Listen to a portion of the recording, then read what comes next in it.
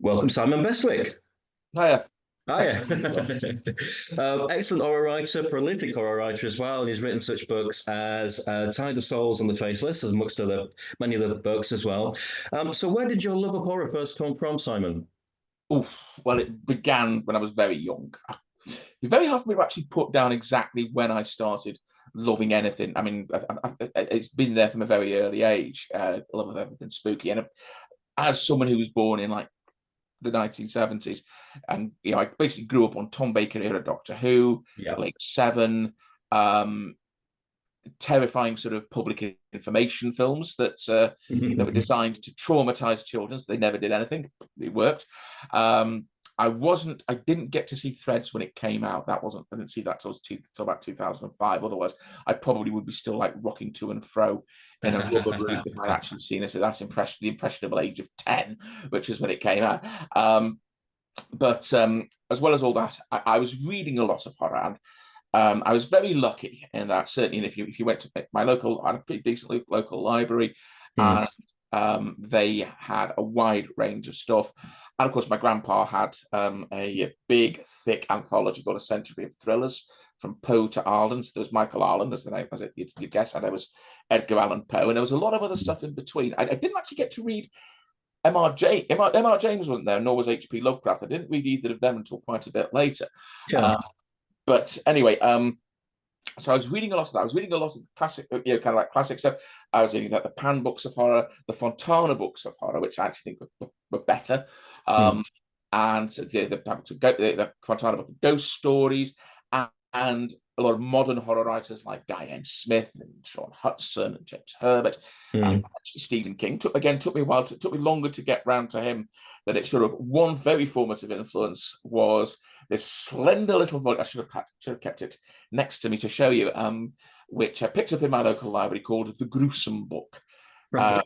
which lived up to it. Had the cut. If you ever saw the cover, you would, yeah, it definitely, gives the cover's definitely gruesome, and it lives up. It was edited by a chap I'd never heard of. I was about 9 or 10, called Ramsey Campbell.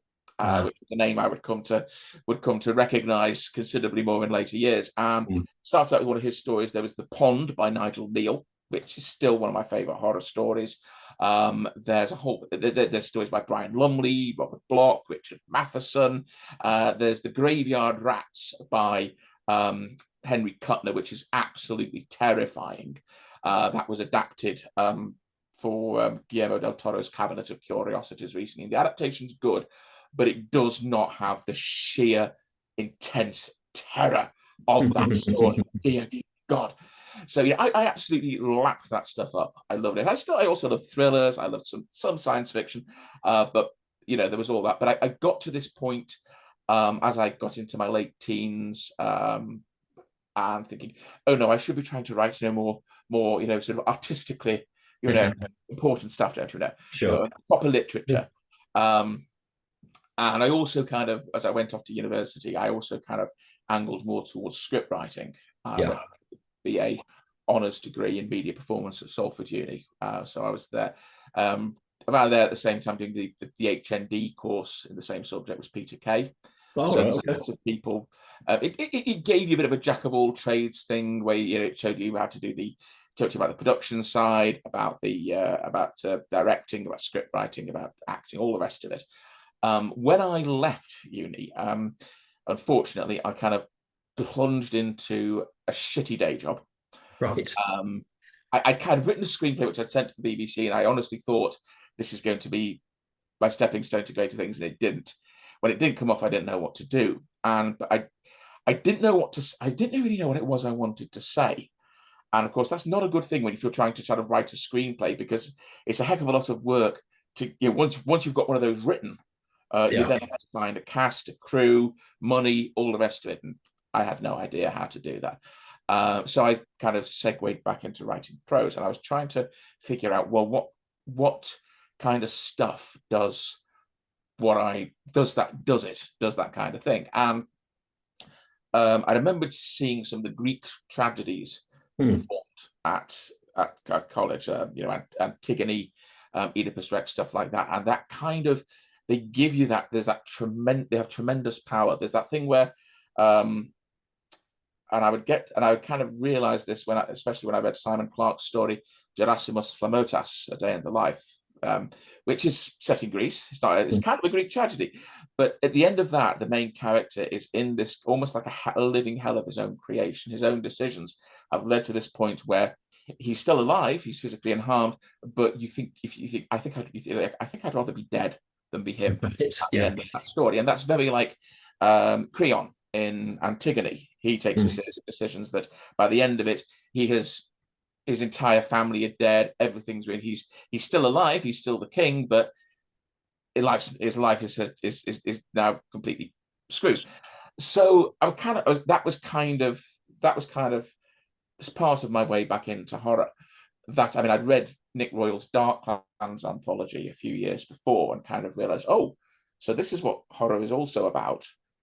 It's not just about oldie worldy stuff, and it's not just about giant crabs and stuff like that. It's this other kind of stuff, the good horror, the good stuff in that genre can be about stuff that's really profound.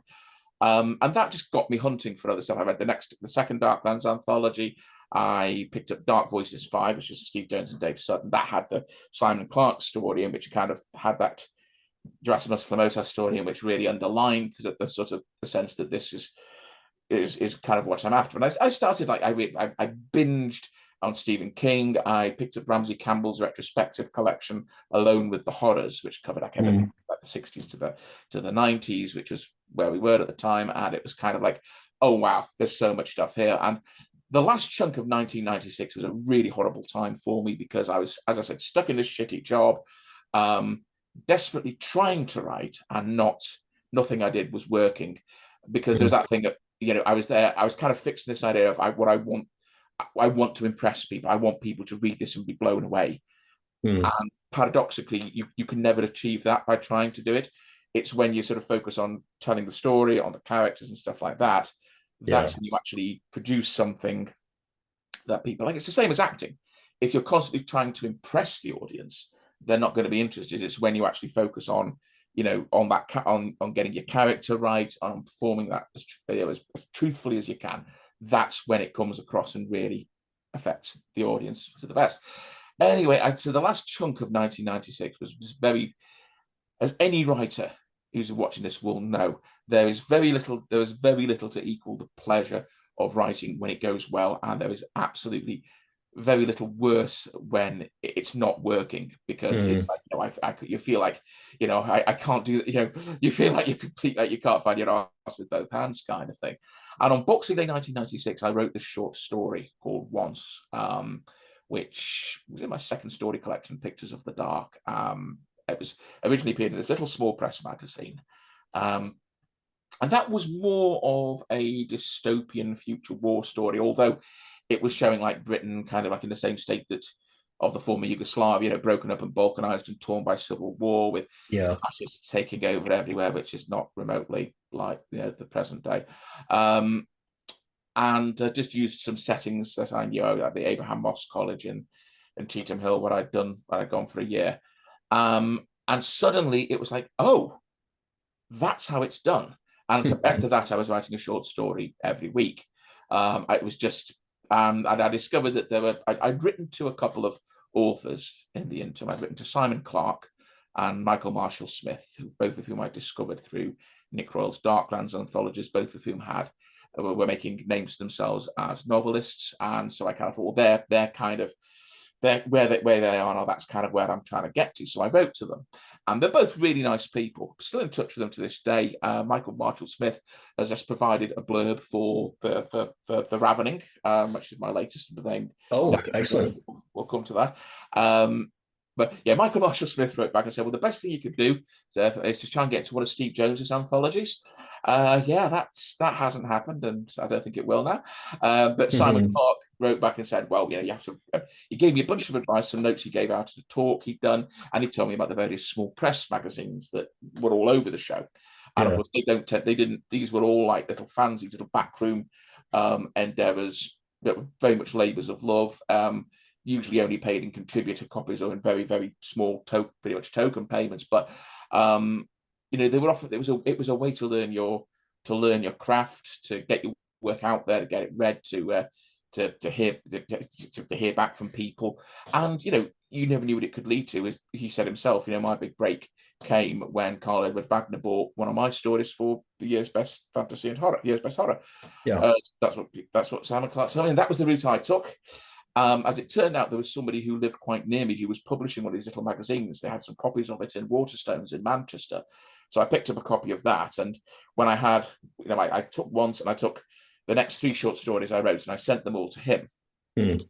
And he accepted 3 of them and said, look, I need an assistant editor. Would you like to become, would you like to? And so that's, and funnily enough, one of the, we would read a lot of stories and we published, and one of the writers who sent stories in at that time was an author from Liverpool called Catherine J. Gardner, who is now Mrs. Bestwick.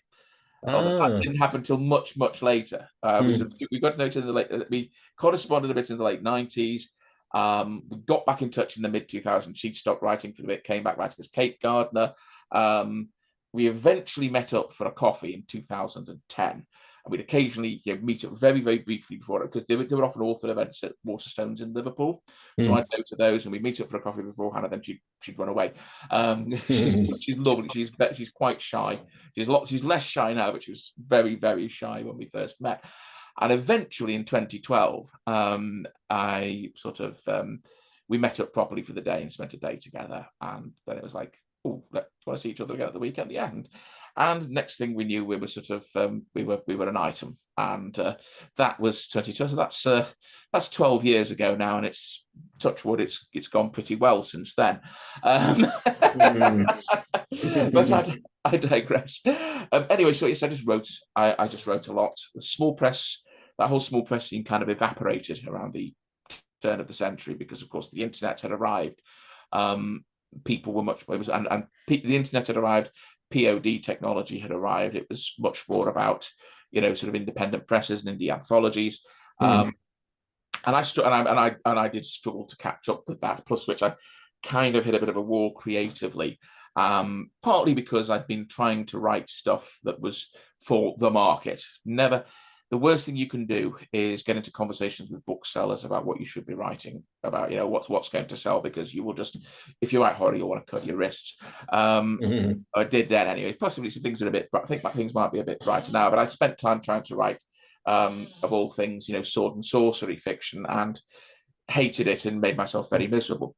Right. And it took me quite a while to kind of find my way back to actually writing what I wanted to do. So I got my first story collection.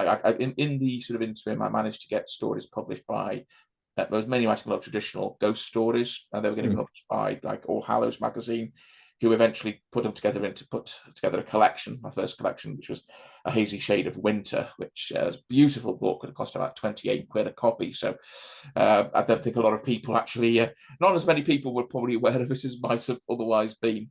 But the title story got picked for Ellen Datlow's best, was what was then the year's best fantasy and horror, which she co-edited with Terry Windling.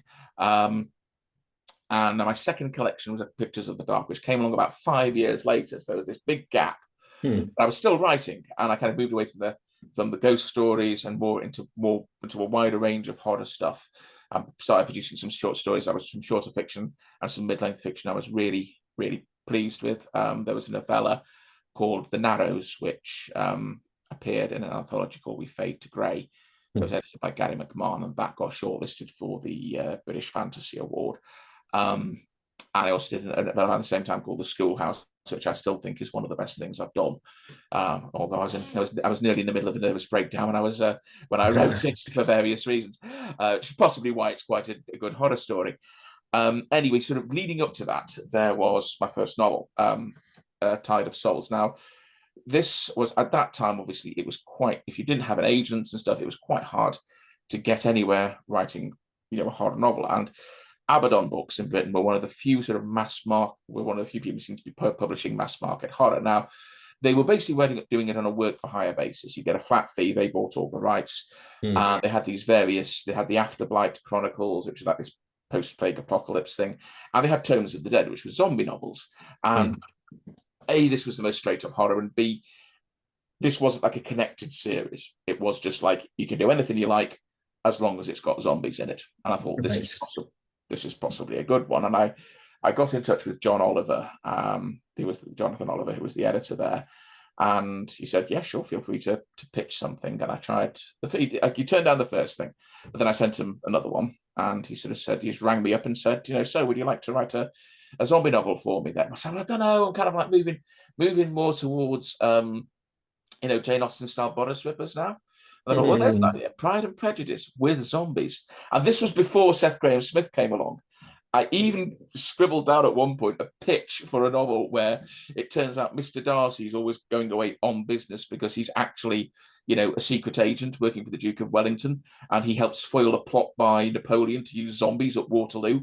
That the zombies get used at home again, because of course after the Napoleonic Wars were over, there was lots of unrest because people were agitating for democratic rights and stuff, and the government tended to clamp down on them. So what if the government starts using the zombies and it all goes peak tongue? And so I actually pitched this to John as a follow-up as Pride and Extreme Prejudice, but sadly he has to tell people he is the editor who turned down Pride and Prejudice with zombies, although not that Pride and Prejudice with zombies.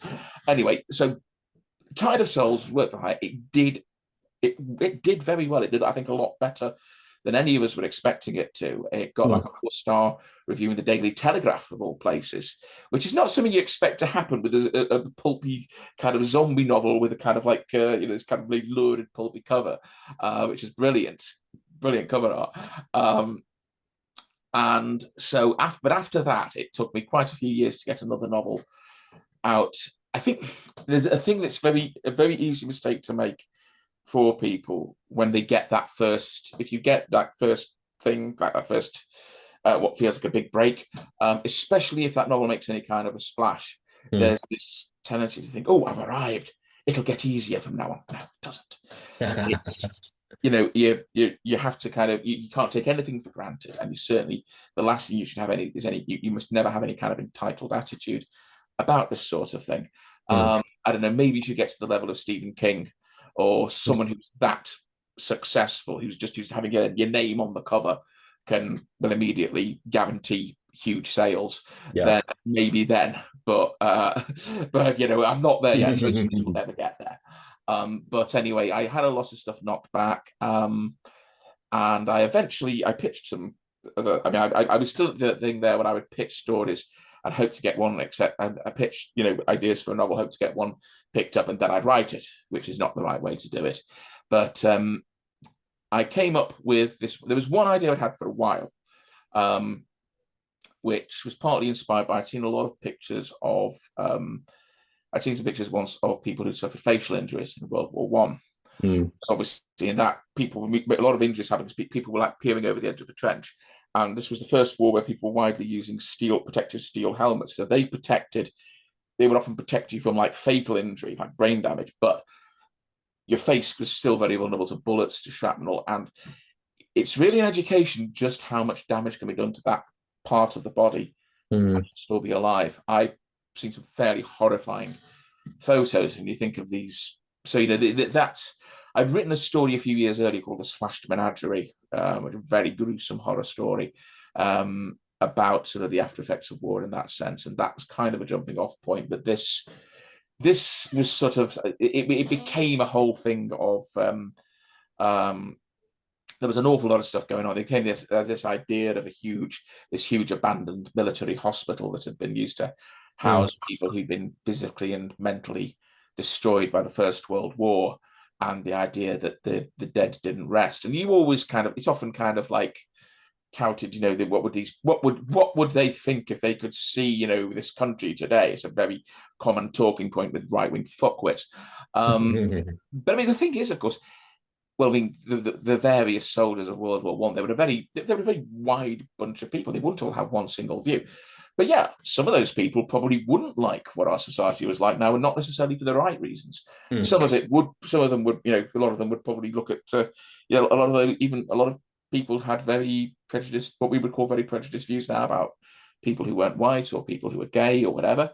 At the same time, you'd have a lot of people who look at it now and think, well, this is they look at it and think this is a bit shit, and they think it for probably the same reasons we do. It all depends on this mixed bag, but you'd have all this discontent and all this pain, and what, and that's something that you could imagine that breaking out, and that was kind of the starting point for the Faceless. Around the time I pitched it, my grandmother died, who I was very close to, and so a lot, and there's a character in the Faceless, Mavanwi, who's very, very closely based on her.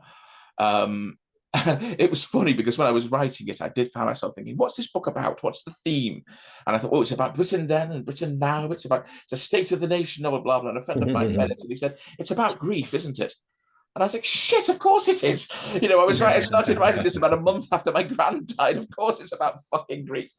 Sometimes you're so close to it, you can't see what's going on. But I I was trying to get a lot into the Faceless, and I was very influenced by, I'd read quite a bit of Alan Garner, and I was always blown away by how tightly he could pare stuff down to the point where, you're thinking, this shouldn't make sense, and yet it does.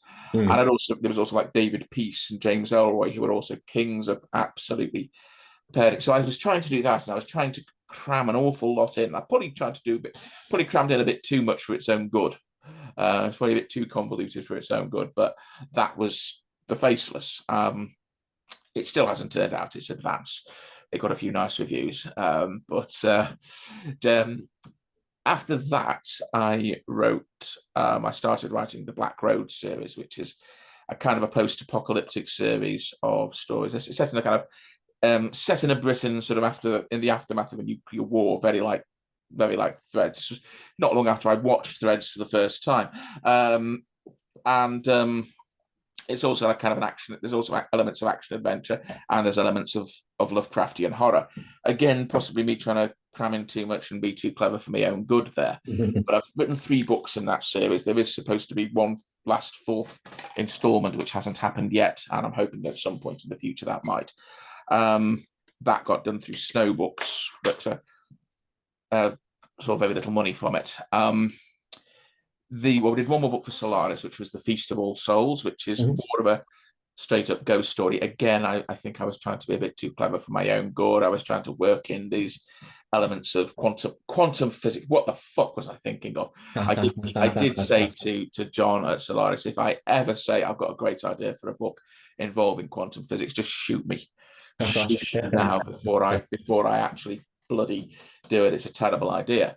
That takes us up to about 2015, and I got an agent, Blake Friedman, on the basis of on the strength of a thriller that I wrote, which was massively rewritten until it bore no resemblance to the original and never got placed. Meanwhile, I'm trying to write the next 2 Black Road novels, and so I've got nothing new for him to sell. Then he takes an interest in what was actually my second novel. I wrote it after Tide of Souls, but nobody wanted it, which was this sort of, he described it as a cross between The Stand and Eleanor Oliphant is Perfectly Fine. It is kind of like this devastating pandemic wipes out most of the human race. It's kind of like this, and it was a huge epic of a novel.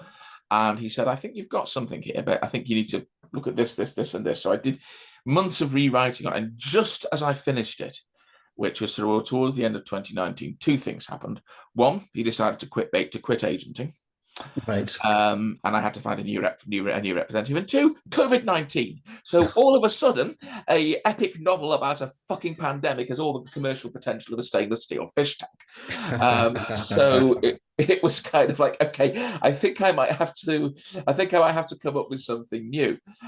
But in a way, that was a great release. I kind of just went back to thinking, you know what? I have a day job. It's a shitty day job, but and I'm married, so she's got a job as well. So, the bills are being paid. I'm just going to sit down and I'm going to start writing, and I'm going to write exactly what I want to write. I'm just going to write a story, just for my pure enjoyment. And I'd started kind of getting back into that groove a bit at work, because one of the few good things about this call center, the actual management were very nice. It was just the nature of the job that was awful. But you weren't allowed to have pen and paper. So between calls, I'd be there scribbling down paragraphs, and so I would write stories, novellas, at my desk. But I started writing. I wrote a novel called The Teardrop Girl, I put together like a list of agents, and kind of like, okay, start with these 6, then try these 6, then try the. And one of the agents in that first sort of tier was Anne Perry, not the recently deceased crime author, Anne C. Perry, who's now a commissioning editor at Joe Fletcher Books. Oh, okay. Her and her husband Jared Shurin founded a website called Porno Kitsch. They write, I think, they write a column in Parsec magazine as well. Anyway, Anne is absolutely lovely and one of the nicest people I've ever met. One of the band, far and away, just an absolute delight to work with. And she really liked the Teardrop Girl, but she thought, I think it might not be what the market's looking for right now. So what else are you working on? And this was the other thing I'd very much decided to do: get it finished, then get this finished, then write another one. As soon as it's finished, start writing the next, start selling it out, and start on the new one. So I had, by this point, I had another novel which was kind of a bit more of a mix. And again, like the Teardrop Girl, it was a bit of a mix of genres. And then I started this other thing, and this third one I was working on, which was then called Tatterskin, was the one that caught Anne's attention. And what had happened with that was, this goes back to 2014.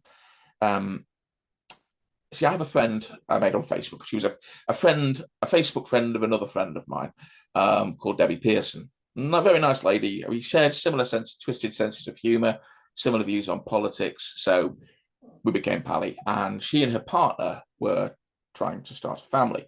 And they finally succeeded. And by basically a couple of weeks before the baby was due, she came home one day and found her partner dead. Oh, God. Died in the bath. And she sort of said, anyone, Scott's his funeral is going to be held. Funeral service will be on this date.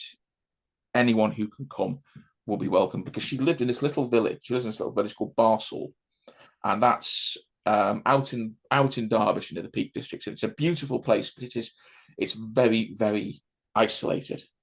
It was quite an operation to get out there, for the day.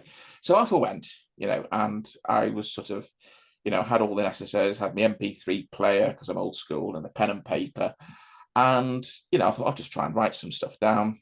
And I started to, and I thought, so I looked out at the Derbyshire countryside flying past me and wrote the first word that came into my head, which was the name Ellie. I thought, okay, carry that on. And I thought, so I go to write a sentence of that.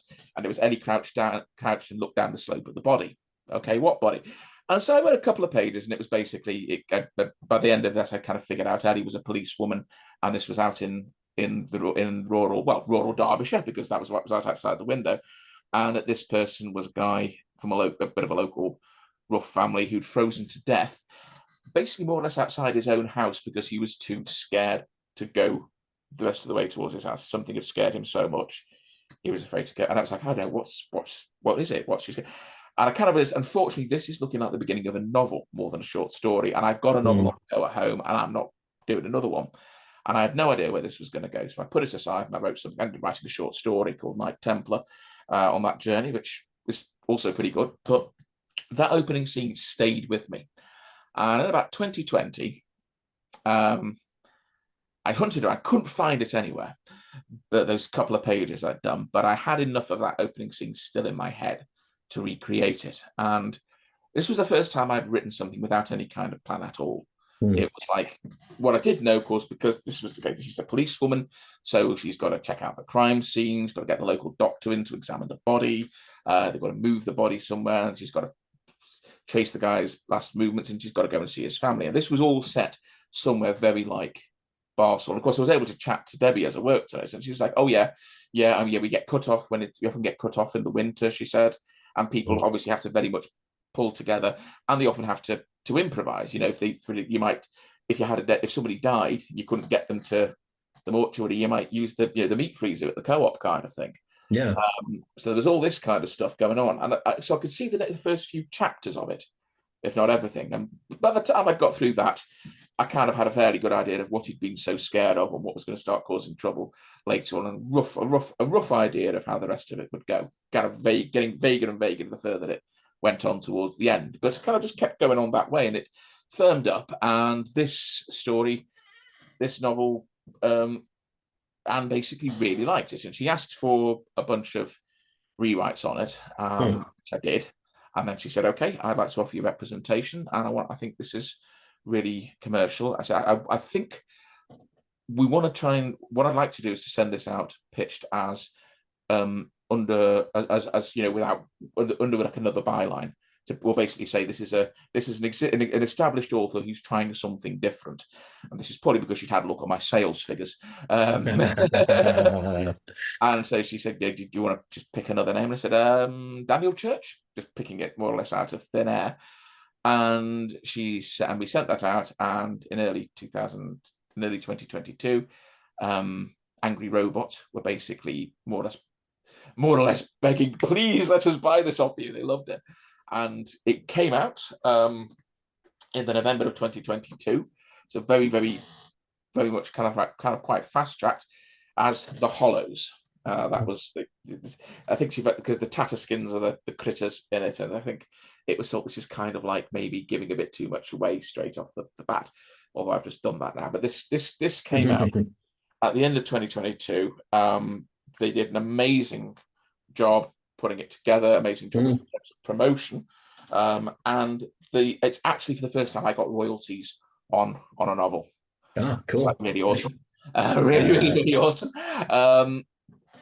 And so that's been absolutely great. And as I said, moved on from her agency. She's one of the agents at the Key Agency, KI. And so I got taken over by the agency's founder, Meg Davis, who was equally brilliant. Angry Robot signed a further 2-book contract with them for 2 more Daniel Church novels, and the next one of those is this one, The Ravening, which is that's going to be coming out in September. And I've got another one, The Sound of the Dark, which will be I need to be doing a few more. I've just heard back from my agent on that. She loves it. I've got to do a few more tweaks on that, and then that will go on to Angry Robot. Excellent. We shall see. So that is the story so far, from soup to nuts. Well, I mean, like I said before, you're quite prolific, and so how do you plan your work? Do you just sit down and try to do so many words a day, or do you just do you just sort of sit down when you're inspired? And how do you work? You have to do it. It becomes a daily thing. I know there are people saying you don't have to work. I would not presume to tell any other writer how to do their job, but for me personally, it is a daily thing, because there are a lot of things you can't control as a writer. Never mind when you've actually finished the wretched book. Never mind, you can't control whether anyone will want to publish it, whether if it is published, people will want to read it, or any of that. The one thing you can control is putting your arse in a chair and trying to work on something. And it's like a muscle. The more you sit down, the more often you do it, the better your chances. Because once you've written something, even if it's not great, you can fix it. But until you do that, you can't. So I tend to go in terms of word count. I tend to work straight to computer, and I aim for about 1,000 words a day. Right. That can sometimes vary, again, because sometimes, in terms of, I don't tend to plan stuff out in detail. I will have the amount of, as I said, with The Hollows, I literally had an opening. I began with an opening line. I didn't really know anything more than that. With The Ravening, I had kind of an opening situation and the idea that this would catch up with the person from it somehow in the future. The Sound of the Dark, I had kind of a visual image in my head, and a lot of it was kind of like trying to build. I had to build some ideas up around of what that all meant, and then write the story from there. The novel I'm working on at the minute, I've written a couple of novels which have just basically begun with a single word prompt for my other half, because I was completely stuck. So I've written a crime. There's a thriller which will hopefully have something done with it. I asked her for a word and she gave me the word elastic. And so I wrote a sentence with the word elastic, and it kind of went from there. And I would never have guessed in a million years where it was going to end up. And the one I'm working on now, I asked her for a word. She gave me the word moon, and I'm over 100,000 words into something set in the First World War in the 1920s, with all sorts of crazy stuff going on. I used to plan stuff out in a lot more detail, but I've moved away from that, and I like what happens with that far more. Sometimes, of course, you need to spend time working out the events of the next few chapters, working out kind of like in order to move on. Sometimes the words are not coming easily, which usually means you've gone wrong somewhere and you have to kind of figure out where. And there's stuff you need to do. I mean, because there's obviously stuff you'll need to research. There's stuff you'll need to go back and check. I've said her eyes are blue here. Were they blue when she first showed up in chapter 3? Yeah. There can be big stuff. There can be little stuff. You know, there can be stuff where you realize I'm going to have to kind of go back through and, you know, just tweak this character a bit. But you make these notes as you go. And once the story is up and running, once it's got a life of its own, and I feel like I kind of roughly know roughly what's going on, I will start to kind of edit and revise as I go. I'll always be writing something new every day, but I will try and, once I've finished a chapter, I work out, you know the old saying that the second draft is the first draft minus 10%. So I kind of work out what kind of word kind of want to aim for, and I'll eventually start going back over the chapters and editing them, purely because, I mean, certainly with the Hollows, it took me about as long to revise that as it did to write the thing. And that can be very soul sapping. It's much better if you can be working on it as you're going and honing it and developing it, so that when you finish, you're very close to the end product. Then it's, for me, that's a lot better. It's different for everyone. I know some people who don't, a lot of people, I just don't believe you should look back at the page before until you've finished it, and then you plunge in. And I'm not saying that's wrong, but yeah, every day I sit down and I do something, because I can control sitting down and punching keys until I've got 1,000 words. There are things you could do. I mean, what I tend to do is I get the last couple of paragraphs I write of a day, I kind of clip them, I kind of cut them, the text, and post them into another file. And then when I start the next day, I'm just basically retyping them. So I know what my first couple of paragraphs are, and I'm just kind of redoing them. And that often, usually, touch wood, gets me back into the groove. Again, these are all little tricks. These are things that you can do to make the job easier. The more you do that, the more you turn up, the more you do whatever you can to make that easy, then the better your chances of producing a piece of work you're going to be happy with. And plus, so I was going to say, once it's written, with editing as you go, plus once it's written, once you've put the end, then you can send that off to, I usually have some trusted beta readers who I'll send it off to sort of let me know what you think, kind of thing, and then I'll be starting on something new. So there's always that kind of, like, a process. Yes. Plus, which I'll often get a good idea for something else as I head towards the end of the first project, and so I kind of give way to that. Like, okay, you've done your words for the day on that one. I'm like, now you can write some stuff about this new thing, and of course, maybe even eventually take a couple of days off from the existing project to write the beginning of the next one, make some notes about it, and then you put that aside, and that's waiting for you when you've finished the work in hand. So you've not got that thing of finishing a book and what do I do now? Because every possible idea can look equally good or equally rubbish. It's best if you've got something already done. And if that doesn't work, I just ask my other half for a random. That's pretty good. That's been pretty effective so far. Well, it's quite an organic process. How much leeway do you give to your characters? I mean, do you find that you've sort of planned the story ahead so far, but you're realizing that the characters are sort of changing as they experience new things, and they might not react in the way that you're wanting them to necessarily? Do you sort of change? Are you flexible enough to change the story to sort of go with the characters? Is that?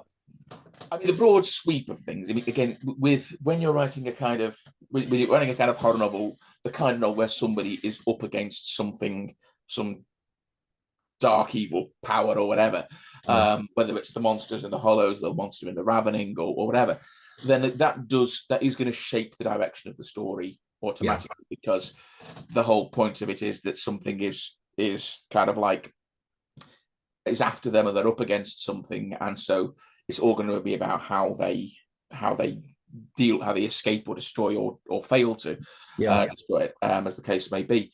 So that gives you some structure straight away, but the characters are absolutely what drive it.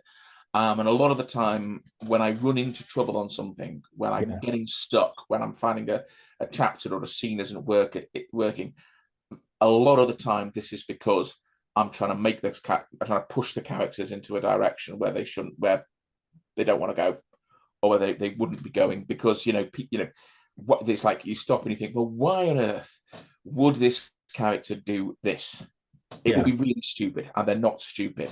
They would want to avoid this, so they're not going to do this, they're going to do that instead. And so there was, in the thing I'm working on, there was going to be a scene where the characters kind of got attacked by some creatures, and the more I thought about it, the more this scene was not working. It's like, well, no, why would these creatures attack them now?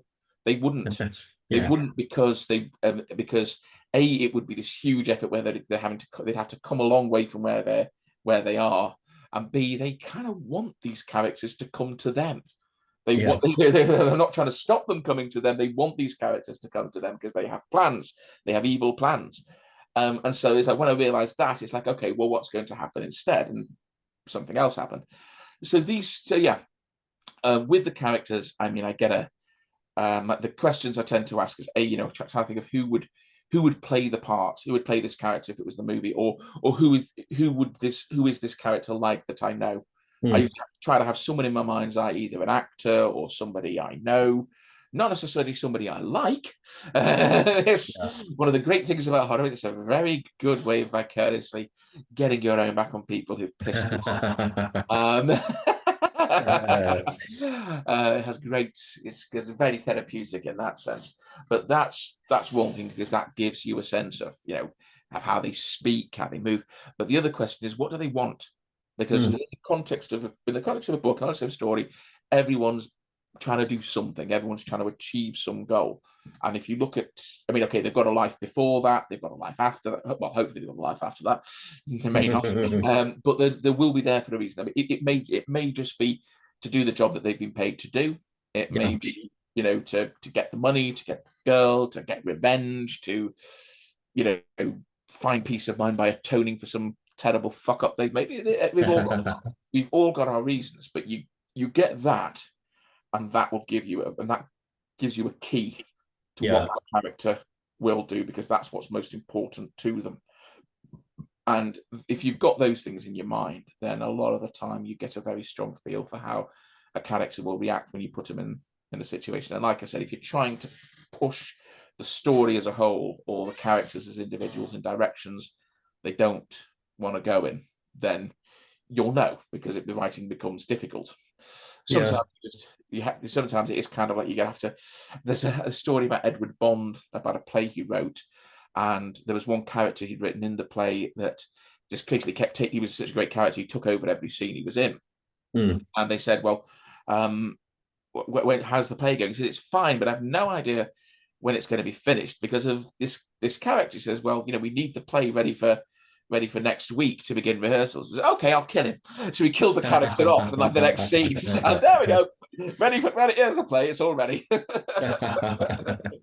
Sometimes you just have to do stuff like that. I read a previous interview that you did, and it was about the Black Road series and about your research, because there's a military aspect to that story, and you got someone from the military to basically just proofread the decisions that the soldiers would make and that sort of thing. Do you want to tell us a bit about that, because that was quite interesting? What did you find out about that? Well, with Hell's Ditch, the first one, I was actually friends with an ex-soldier. We used to work at the same workplace together, and he helped me a lot with Tide of Souls, because the section of Tide of Souls is written from the viewpoint of a former soldier. And one of the things he said is, you're not bad on you're okay on the technical stuff, but nothing that can't be fixed. But what you need is to get the mindset, that a soldier works with, which is a very, it's very practical. You're trained to be observant. You're trained to find practical solutions, and in some ways, you're not thinking too far ahead. A lot of the time, it's kind of like, you think of a situation like in Tide of Souls, we're stuck on this, basically what's basically an island, and now an island in the middle of a vastly flooded area with zombies everywhere. We're fucked in the long term. So when you can't be thinking that far ahead. You think about how to deal with the immediate situation. You think of how to take out the next person who attacks you, that kind of thing. So there's an element of that. Although he never let me forget, I think, because I got one thing mixed up. And at one point, I had these two characters who somehow drove a long wheelbase Land Rover with a heavy grenade launcher mounted on the back around the side of Pendle Hill at about 100 miles an hour. Or at least they had to have done that to get from where they were to where they ended up. And he was like, have you seen, the grenade launcher that they tie to the back of these things is so heavy. And have you seen how steep Pendle Hill is? If you try driving around the side of that, the car will fall over. He never let me forget that one. So there was that. There was also the whole kind of tactics, the whole kind of like, you get into a situation, how do you deal with this? And so he actually had no notes by the time we did Hell's Ditch. He said, yeah, you done fine with that. And we kind of lost touch by the time I did Devil's Highway, the second book. But I'd done a writing workshop sort of towards the end of, I think, 2012. And there was a lady from that who I became friends with on Facebook. And she said, well, her dad was a former Royal Marine. And she said he'd be happy to take a look. And there was some quite entertaining comments, because the idea is obviously the Black Road, they're all used, the stuff they're using is all quite old school. There's none of the kind of new stuff like SA-80 rifles like they've got now. The idea is that all the stuff they've got is stuff that was mothballed during like the Cold War. So that's partly an aesthetic thing. Partly it's because I'm drawing on memories. A lot of this stuff is rooted on my memories of the 1980s and the Cold War and the fear of attack. So, but also it's an aesthetic thing, because the weapons are there. Some of them were World War II surplus, and some of them are the kind of stuff that was in service with the British Army. They're like Sterling submachine guns, which they processed into the stormtroopers' blasters in Star Wars by taking off the stock in the magazine and putting a telescopic sight on them, and things like that. So there's an aesthetic there of something that's quite blunt and functional. It's not got all the snazzy ergonomic space agey things about it. One thing I did learn was this fella said, the poor old Sterling, he said, was considered to be about one step above throwing stones at the enemy. And I always thought the Sterling was supposed to be considered a good gun, but apparently, I think a part of it was to do with they had quite shit quality ammunition issued during the 70s and 80s. So they'd often be underpowered. It's like the book would like trickle slowly down to the end of the range, kind of thing. So the people in they're using things like Sten guns and Thompson guns, which the British had in World War One, and one of the characters has a Lanchester, which was the first British submachine gun. Because, like idiots, the British were like, oh, submachine guns, gangster guns, we don't want such things. And then they discovered, especially after Dunkirk, actually, shit, these things are quite handy when you're sort of like doing close quarter combat. Instead of like a big long rifle that's like 5 feet long and fires one shot every 15 seconds, you've got something that basically goes, you can wipe out 6 people in 2 seconds. So they copied German submachine gun and made the Lanchester, which is this very handsome looking thing with lots of brass, mounts and stuff, but was a bit heavy and a bit slow to produce. So they started kind of making a much simplified all metal version, which was the Sten gun, which is often known as the plumber's nightmare or the plumber's abortion, I think, in some cases, or the stench gun, because it's about, if you've ever seen a Sten gun, they are about as, it looks like someone's just basically clamped a bunch of metal pipes and things together. It has all the aesthetic appeal of a breeze block, but it would kill Germans, which was basically what they were after at the time. So these are the kind of things that people would be. But with Devil's Highway, the second book, the main part of the novel revolves around a siege. You have this kind of the rebels have a fortress. The rebels have got like a single base, and the bad guys, the Reapers, are coming after it, and they're throwing everything they've got at it to try and smash it and destroy the rebels. So you're thinking, partly you're thinking in character, what do they want? The bad guys want to get in there and kill everybody. The rebels don't want that to happen. They want to hold them off. They also want to find ways to make it impossible for the bad guys to continue the attack. So you're having to think about, okay, they can't manage. They try to smash through the gates in a frontal assault. That stopped.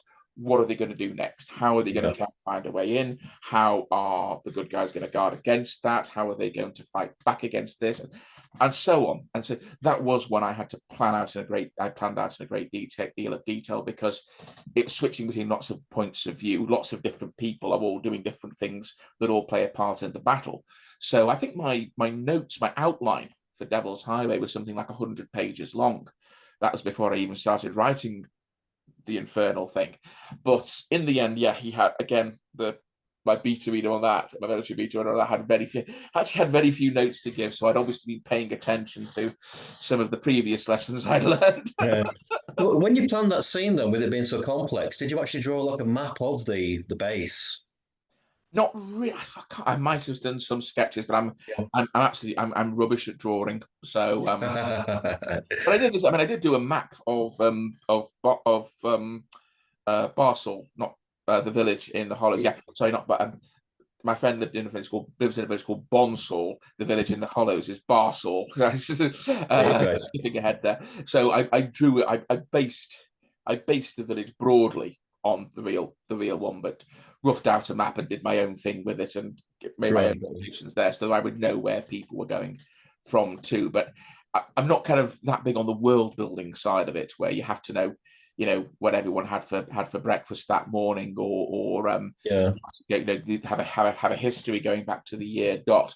You need to know enough to tell the story, enough and to have the idea that there is more. There may be more beyond it. Of course, a lot of things will get thrown up as you write.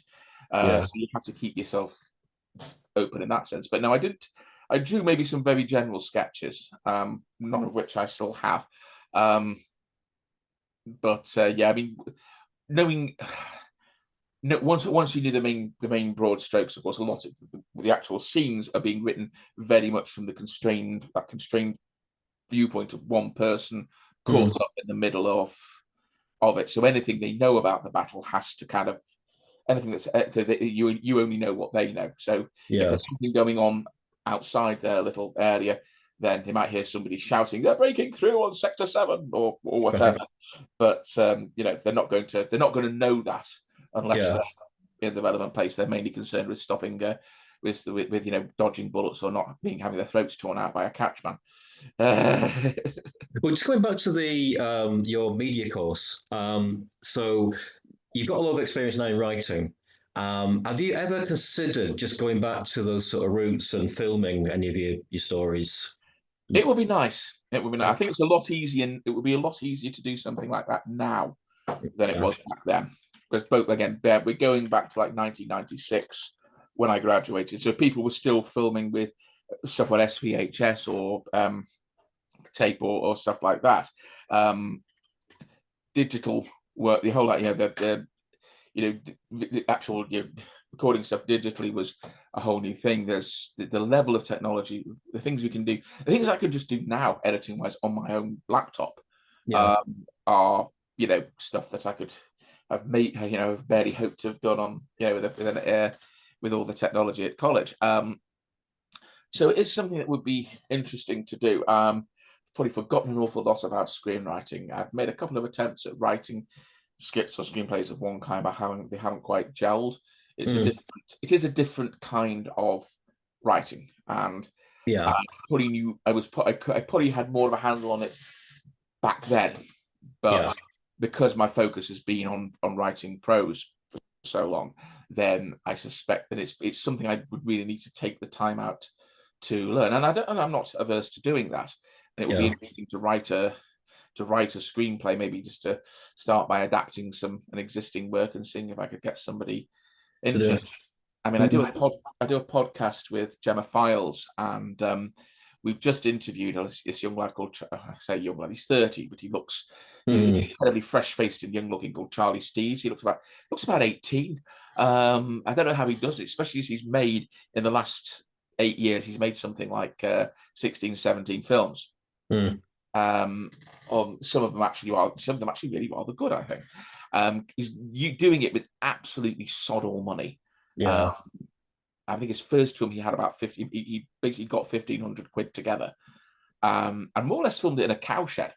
Right. Basically, he used that as a studio, built, it was supposed to be set in this kind of like underground network of tunnels, which were made out of old pallets, basically. Yeah. And so he just built that inside a cowshed and managed to and made it work. I don't think he's too keen on that first film of his anymore now, especially as he went on to be, as far as he's concerned, he makes horror movies, and that wasn't a horror movie. But he's I mean, there's an amazing, I'm just in awe of his kind of attitude and his willpower. But I think, as I said, one of the things that kind of hobbled me a lot in earlier years was this idea that, you must do something clever with this. You must do something literary with this. And you're just like, you know what? If you do it well, it can be literature. If you do, I think I've done a better job with The Hollows and with The Ravening than I did with those earlier novels, where I was, where I was trying to plan them out, and where I was trying to kind of, kind of like, look, this is what you can really do with horror. I can twist the genre and reinvent it. No, sometimes you just need to tell this. You just need to tell a story. A lot of it requires a certain amount of humility. You are there to do a job. You are there to serve something. You can call it the muse if you want to be pretentious, or just the story that your job is to be there so that these stories can get written. Yeah, that's it. You're a channel, you're a conduit. I often feel like saying, when people ask me, any really involved questions of, what are you trying, what's this really about? I say, well, don't ask me, I just work here. It really, it really is, because again, like I said, what I can control is being present at, turning up at the keyboard, and hitting the keys and getting those words on the page and fixing them if they're wrong. Everything else is, and a lot of my favorite writers are, people like Stephen King, authors like Jack Higgins. They didn't have airs and graces about their work.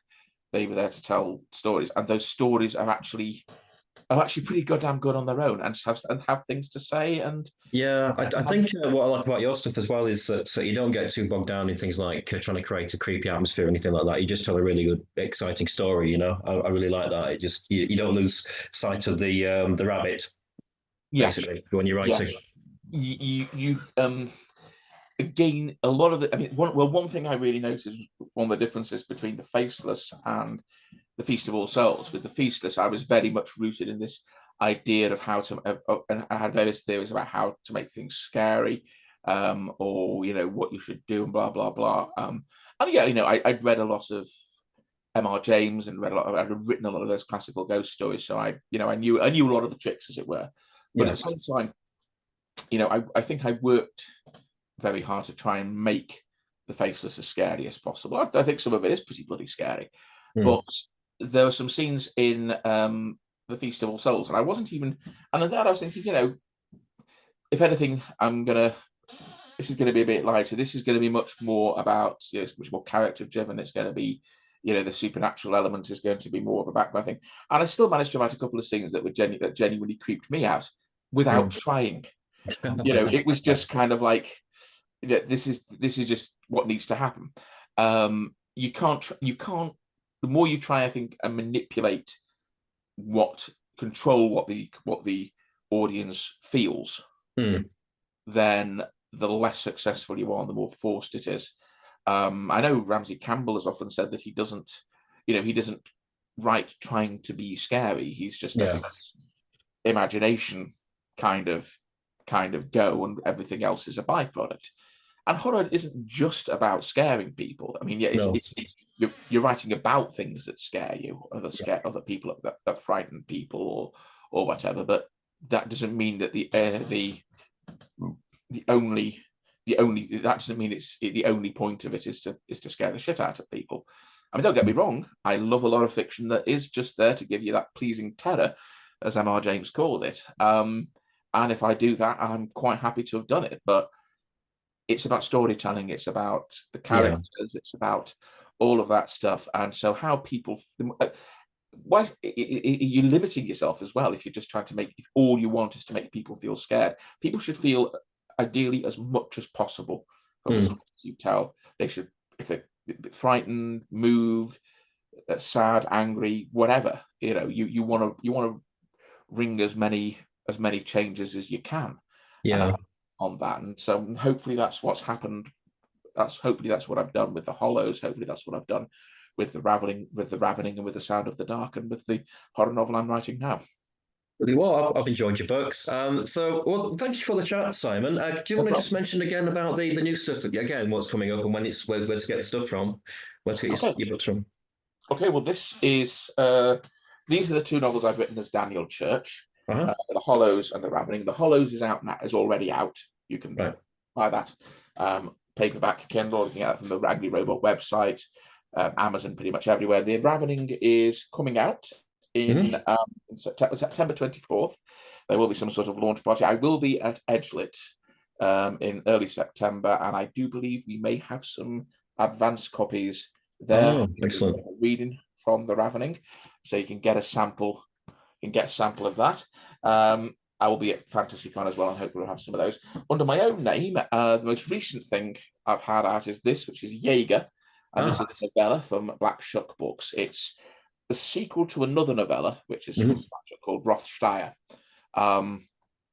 Follows the narrator of Rothsteyer through some more adventures. This is not quite horror. It's a kind of, I don't quite know what you call it. It's the story of an immortal lesbian assassin from the Austro-Hungarian Empire, who got a job who ended up getting a job as a laboratory, as a pathology lab assistant in Manchester. That was in Rothsteyer. Now she's on the run through Europe. So you can. These are about, I think about £5 each, £5.99 each, or £1 for the ebook. And there's another novella of mine from Black Shuck called A Different Kind of Light, which is a straight up ghostly horror story, and will hopefully, and if you are looking for something that will give you nightmares, I think that will probably just work. Okay. Well, thank you again, Sam. It's been brilliant. Thank you. No problem. Is there anything else you wanted to know? Right, will do, mate. Thank you very much again. Thank you. Thanks, Sean.